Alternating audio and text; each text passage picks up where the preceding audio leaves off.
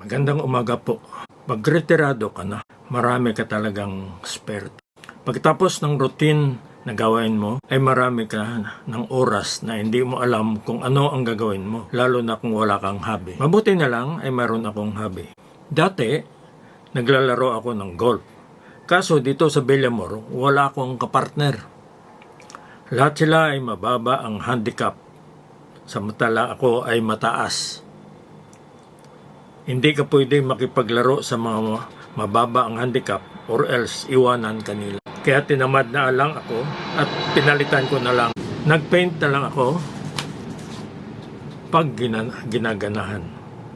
Ngayon, laptop na ang kaharap ko maghapon. Kung hindi Facebook, ay sa YouTube. Gumagawa rin ako ng vlog gaya ng mga nagawa ko na. Habang nagsascan ako ng YouTube, ay nakita ko itong post ng isang TV network regarding Cope Thunder. Iteration ng Cope Thunder exercise sa pagitan ng Philippine Air Force at United States Pacific Air Forces sa Clark Air Base sa Mapalapa Nakadalawang City sa Cope Thunder Pampanga. exercises na pala this 2025. Kasi nakalagay ang number ng Cope Thunder na 2025-2. Nare-recall ko ang Cope Thunder na sinalian ko 3 decades ago bago umalis ang mga Amerikano sa Clark.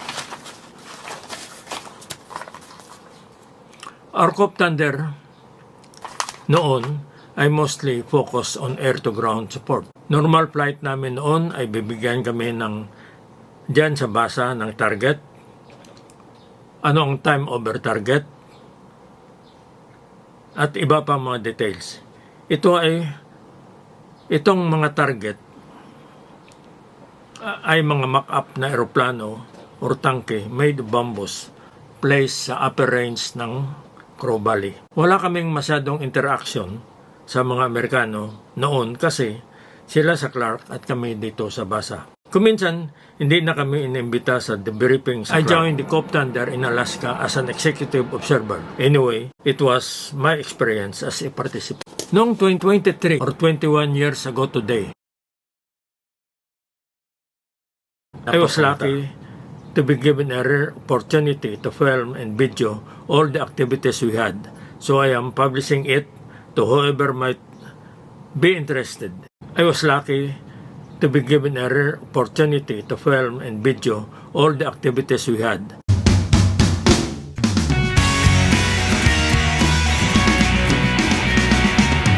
I was the only representative of the Philippines with 13 members coming from 11 different countries.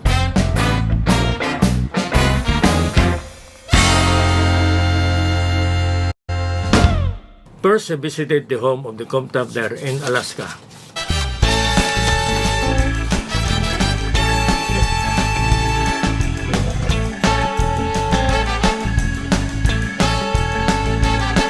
A briefing was held by the wing commander of the base. He briefed us about the Cope Thunder and what we will see later on the firepower demonstration on the range. It does not harm the environment, and it's a great product, and it allows us to continue to fly.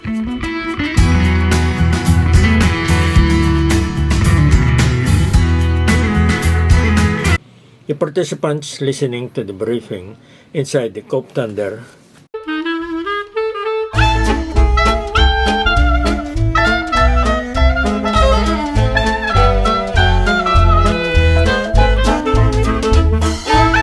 we had a very good picture on the static display of the F-16 and the A-10 kasi ito ang mga aircraft na gagamitin sa firepower demonstration, ang F-16 at saka A-10.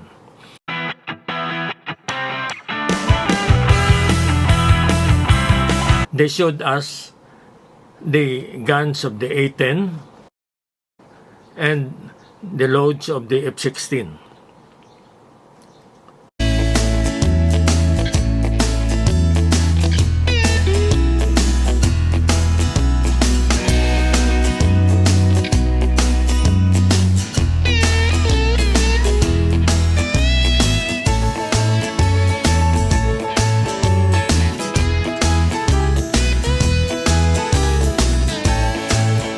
I was privileged to be briefed personally by the wing commander about the cockpit of the F-16, the instrumentation, fire system, and marami pang iba.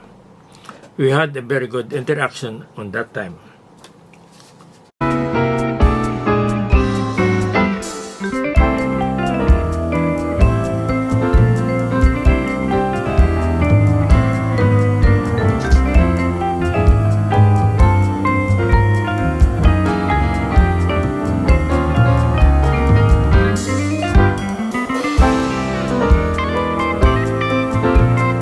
We had a very nice group picture in front of the aerostatic display of F-16, and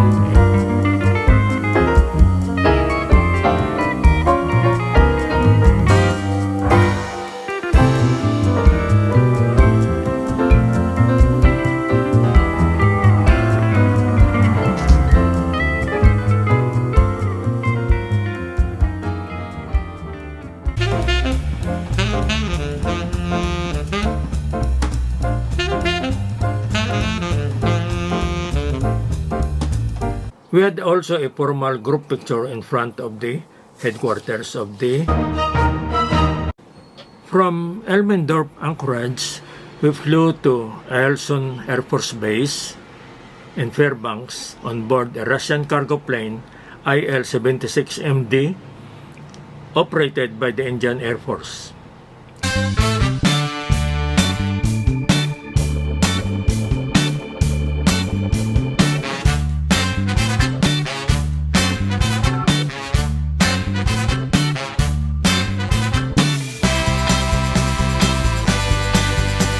On board the Russian aircraft, we're allowed to enter the cockpit of this aircraft, including the area where under the cockpit. I don't know if they call it a bomb bay, but we went down to see that portion under the cockpit of the aircraft.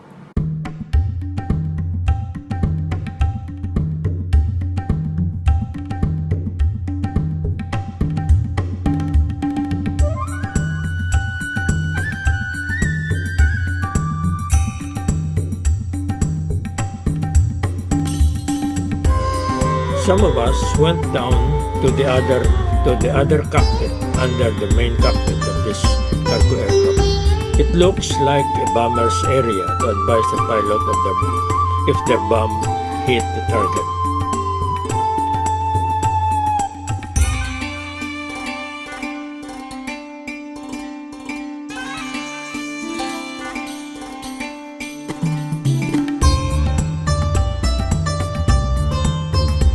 From the Eielson Air Force Base in Fairbanks, we boarded a USAF helicopter CH-47 and going to Stewart Creek Range. We are on board a CH-47 helicopter going to Stewart Creek Range to see a firepower demonstration to be conducted by the Coke Thunder using the F-16 and the A-10.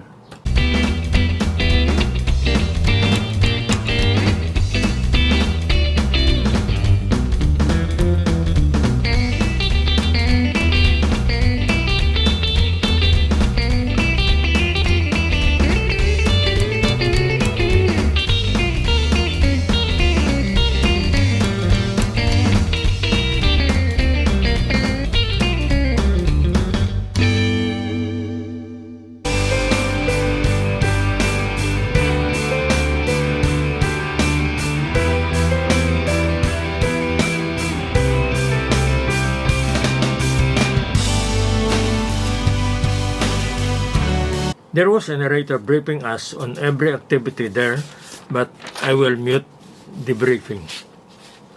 I was lucky. I was given this rare privilege of filming the airstrike of the F-16 and the close air support mission of the A-10.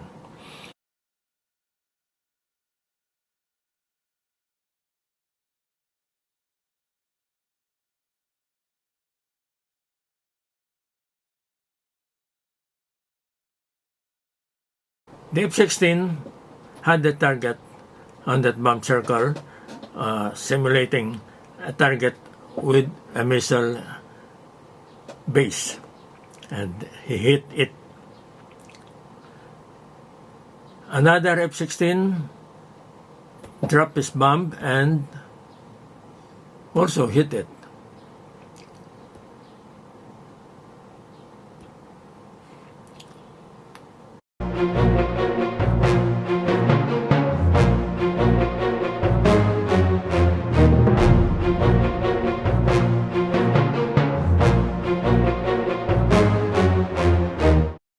The Japanese brought their shoulder-borne Stinger missile to practice how to track enemy fighter aircraft.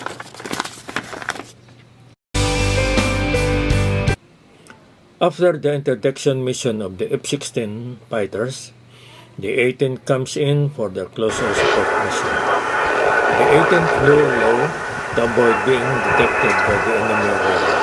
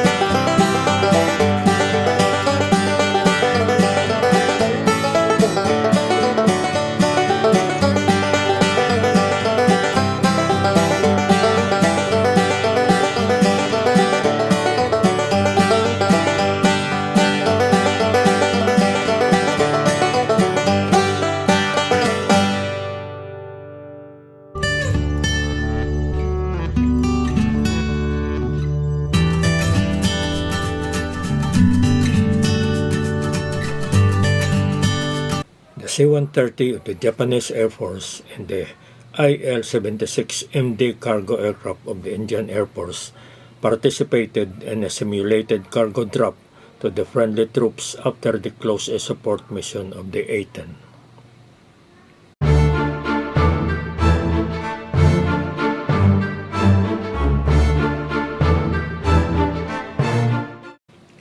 Acknowledgement.